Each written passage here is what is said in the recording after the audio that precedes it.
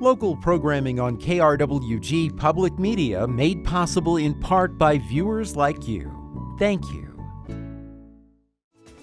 This is KRWG Public Media, TV, radio, online. News that matters. Now, across the Mesilla Valley and the borderland, the stories that shape our community.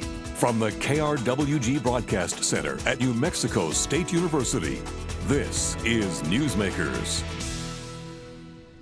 Up front this week, it's been a tough couple of years for many businesses. A pandemic and then a labor shortage. But imagine running a business while you're going to college. It may not be easy, but it can be done. One New Mexico State University student is an inspirational example. She talked with Madison Staten. Emily Garcia knows a thing or two about making lemonade out of lemons. At 16, she started a specialty lemonade business, Francie Emelade, in order to help establish financial independence. Now a sophomore at New Mexico State University, studying civil engineering technology, Garcia is funding her education with revenue generated from her business. It was something I had to do to financially stay stable for myself, to be able to support, since I am a first-year college student within my family. And so doing that really gave me the push and motivation to be like, look, if I want to get this started and going, I got to do it myself. Establishing her business has not been without hurdles. Garcia says she's had to fight to be taken seriously. It requires a lot, especially not only being a woman, but also being a younger woman. A lot of people, at my age, 20 years old, don't own a business. And so it definitely was harder to get people to see that I'm really serious. Those challenges haven't stopped Garcia. She expanded her business this spring with the introduction of the Francie Emelade trailer, which can be seen around Las Cruces or at select festivals and special events. Already, Garcia has taken the trailer to the La Luz Cherry Festival and has plans to work the Hatch Chili Festival over Labor Day weekend. It's really been an extremely exponential growth. When I first started, I was doing maybe 1 or 2 events the entire year, and it was just a really cool thing to see how much it has grown, and I never thought it would. Francie Emelade is just one example of business success in the wake of the pandemic. A 2021 Small Business Owner report by Bank of America finds that 60% of small business owners are forecasting for revenue increases. The impact small businesses have on the national economy is significant.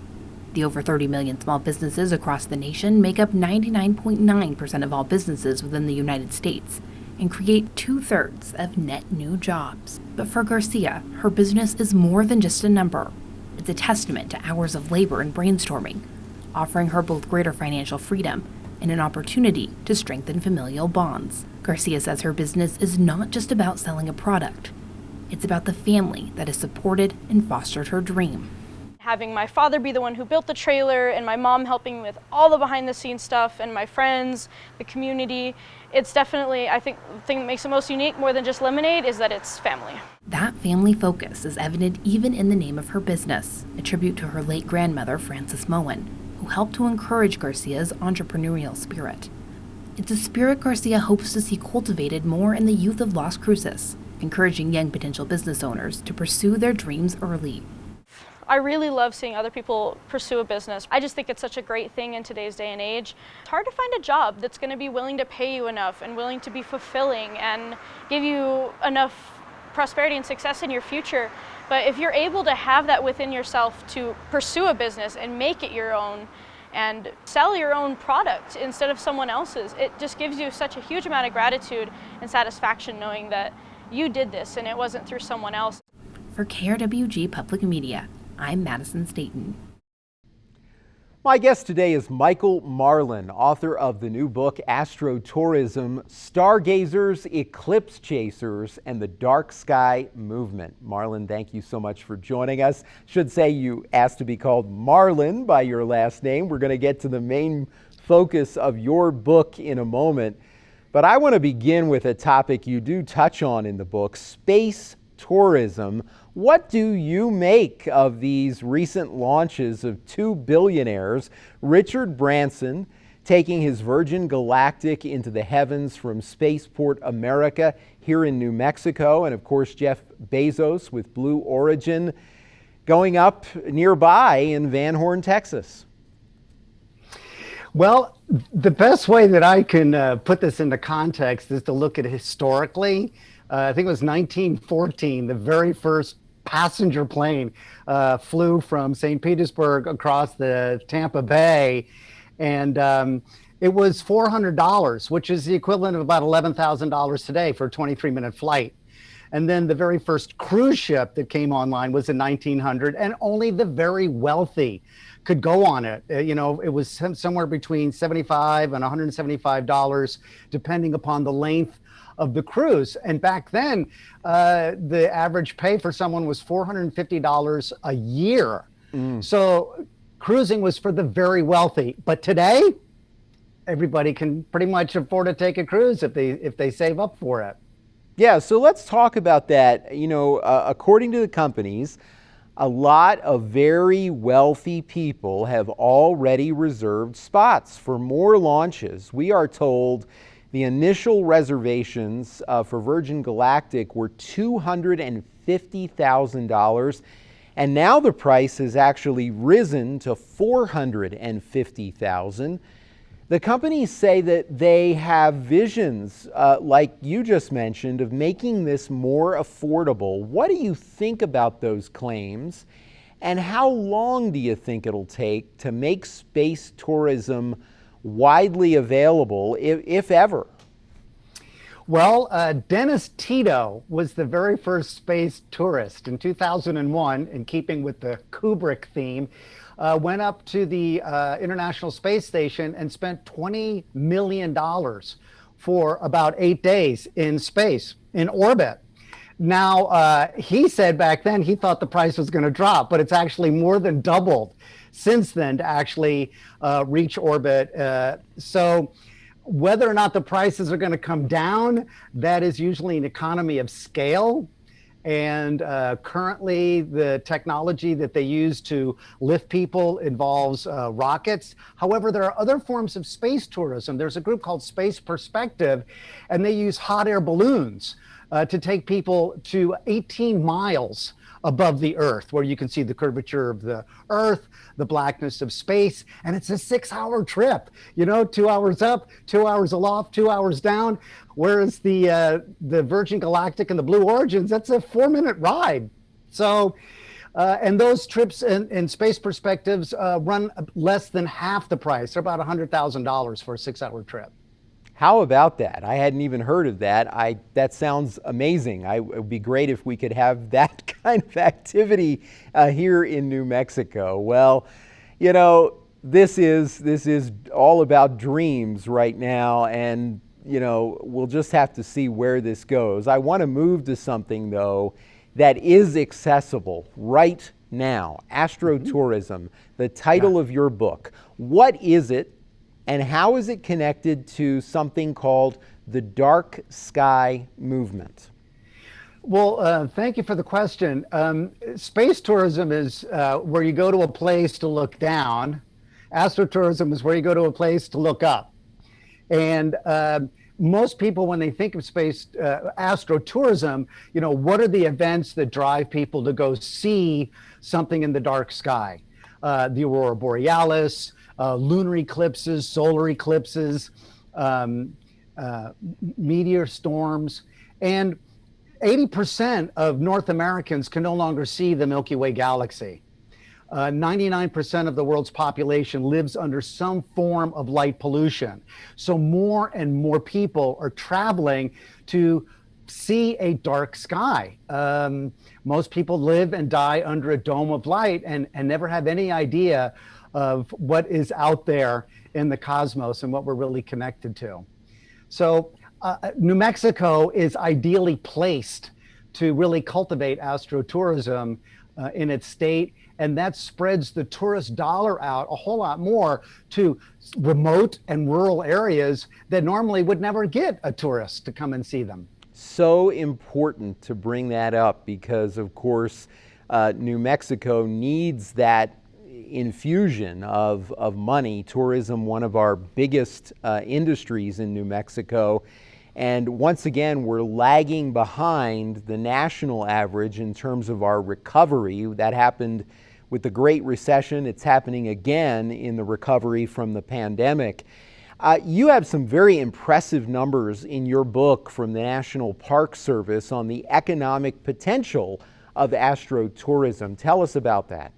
Yeah, a study was done by David Mitchell and Terrell Galway.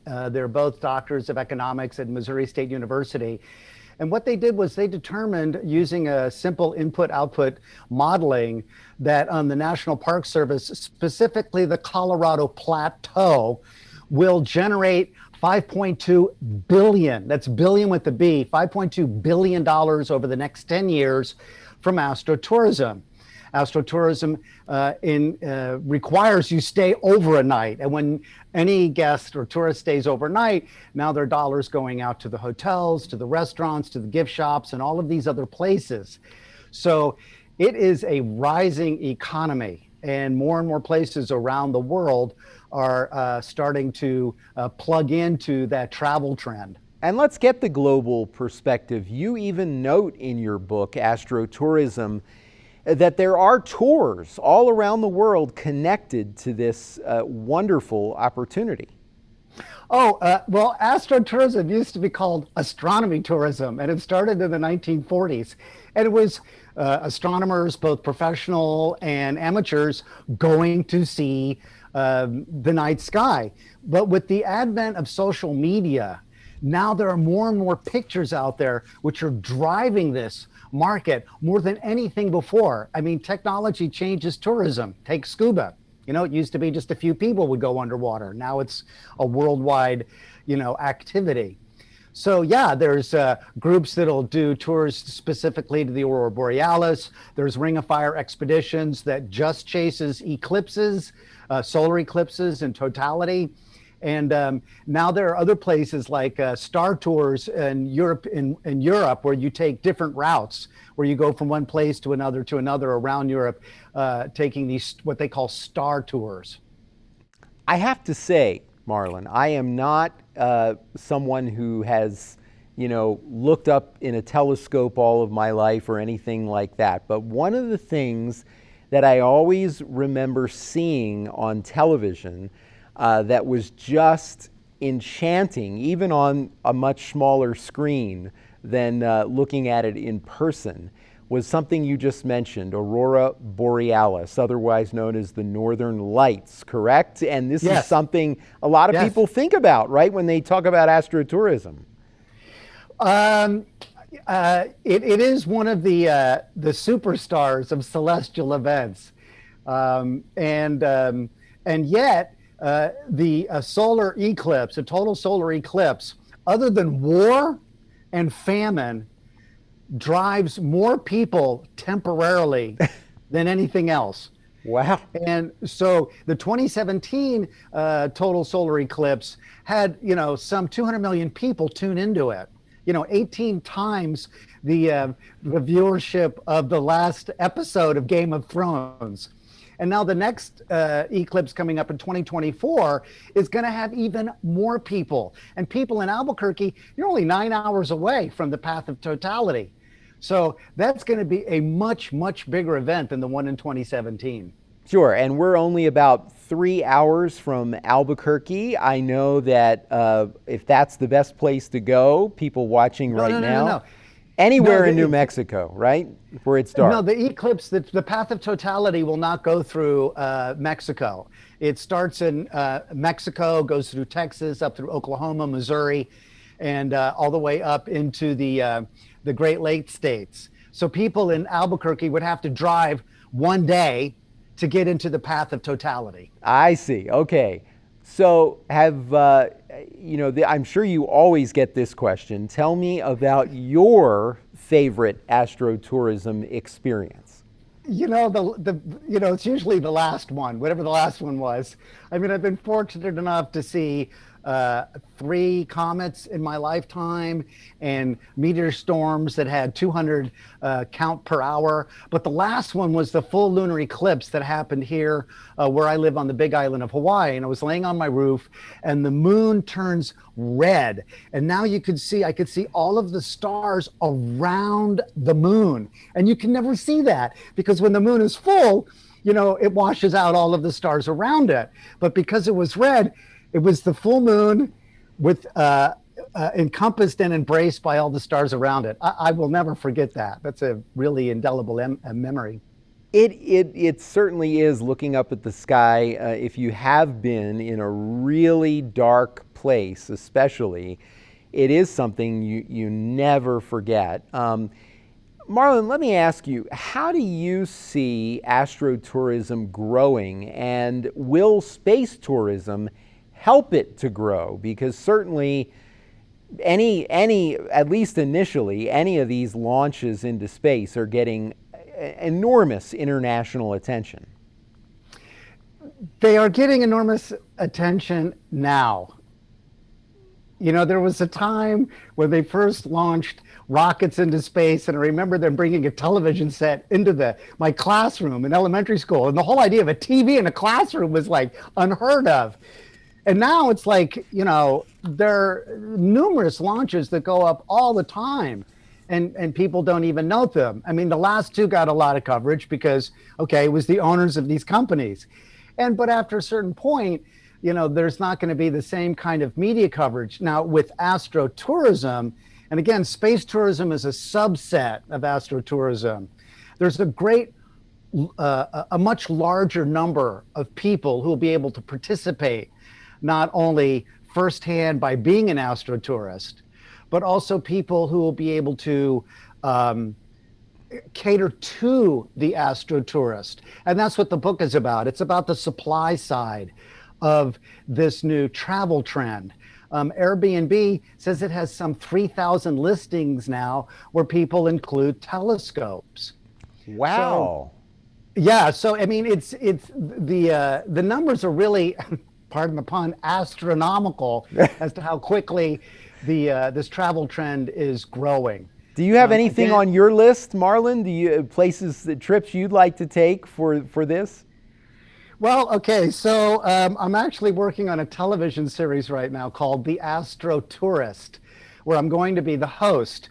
And the premise of the show is to go around the world and visit these dark sky places, but also to take a deep cultural dive into how different different indigenous groups view the stars. We all have different stories about the stars. And in New Mexico, different tribal groups would have different stories about the stars. The ones that most of us know are the ones that have been laid down by the ancient Greeks. So the television series will travel to Lapland to see the Northern Lights. It'll go to the Atacama Desert, which has the big array like the one in New Mexico. Australia, India, Namibia, all of these dark sky places. But so much of human history has been stitched into the stars that we don't even, we're not aware of it. Our holidays are based on celestial events. When to plant, when to harvest, were based on the stars. When it was time to shear the sheep, when it was, when birds started to migrate. So our study of the stars throughout the course of history allowed civilization to grow. It allowed us to navigate across oceans and across the seas. And now we've practically forgotten it. There's an anonymous quote that says, "With the invention of indoor plumbing, we lost our connection with the night sky." Well, I'm glad we're getting it back, and safe travels to you, and good luck with that TV series. I can't wait to see it.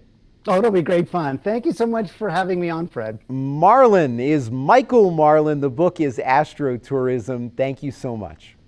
Thank you, Fred.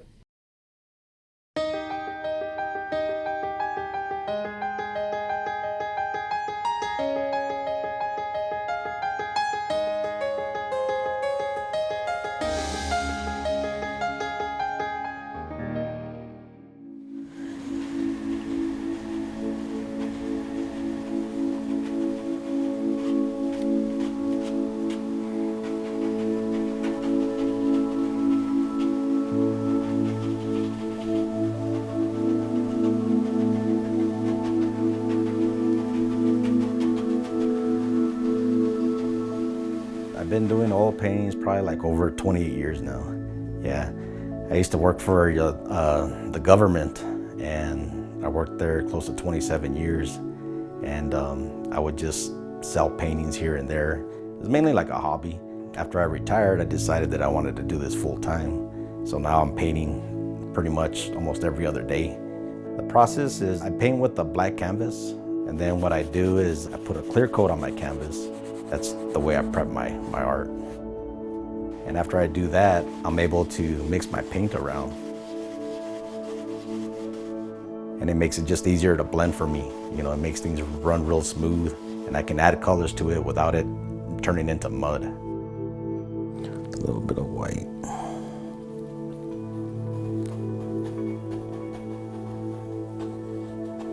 With these black canvases, they really make the paintings really stand out. Inspirations come from nature. I love being out, doing fishing, hiking, going out, looking at the clouds and sunsets, you know. I see things that normal people don't see. I'm sure other artists see the same thing, but I can see a cloud and I can see right in it, and I can see every little color in those clouds. Go to a mountain, I can picture the mountain with the shades, colors, you know, different things. Water, I love to paint water. And I just love being out there. It's just relaxing, and, you know, it's very, it just makes me feel at ease, you know, so that's where all my inspirations come from. Depending on the size, it can take anywhere from 2 to 3 weeks. I paint, and then I'll let it dry, and then I'll add some more details to it, let it dry, add more details. Yeah, it just makes it a lot easier that way. I know a lot of people, they don't have the patience for oil because of the drying time, you know, but in the end results, they're really nice.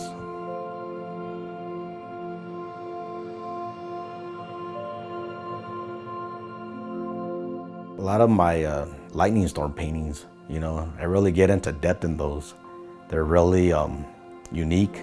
I've always been fascinated with lightning since I was a kid. I used to get my parents' video camera back in the day and record the lightning and just record it, and then hit the pause button and slowly adjust it where the lightning just hits perfectly. And then you get to see the clouds illuminating, you get to see the mountains, everything that you don't see because that lightning hits so fast. The uniqueness of the clouds and everything that I put into it.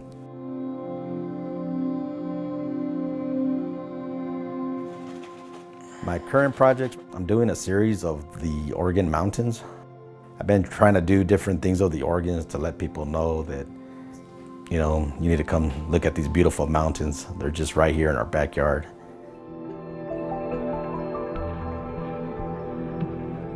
They could come visit me at my studio here, or I have my own website at jaredonthis.art.com. Jared on This Art is my Instagram, and I am on Facebook too, and it's also Jared on This Art. But yes, I'm willing to show anybody my art. Usually it looks better in person than it does on a photo. So if you want to come see the lighting and the magic of my paintings, you're more than welcome to come. Once you start, you know, don't get frustrated on your artwork, you know. You got to continue on and practicing and practicing. The more you practice, the better it'll get. I know in the beginning it gets frustrating because people want to have already work, you know, at an advanced stage, advanced level. And it just doesn't work that way. You know, you gotta slowly understand your paints, brushes, how things work, and just keep practicing. You'll get it eventually. Inspiration, you know, go out there, go see what inspires you. You know, whether it be nature, portraits, you know, people, anything. Just go out there, and if you feel inspired by it, paint it.